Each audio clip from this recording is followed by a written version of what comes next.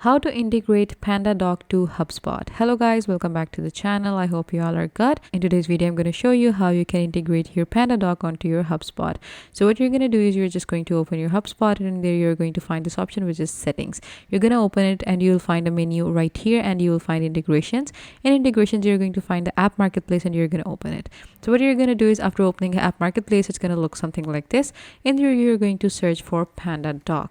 So I have found PandaDoc for myself, but you're going to just click on this option and you'll find the integration. This is PandaDoc. PandaDoc is basically an integration which allows you to create custom contracts and also e-signatures for yourself, so that you can basically have all the contacts signed in your visual platform. You don't have to basically go through the sending and receiving of those contracts in order to get them signed. So you can just create your own e-signature in PandaDoc, and you're good to go. And it makes the whole contract listing and contract making a lot easier for you.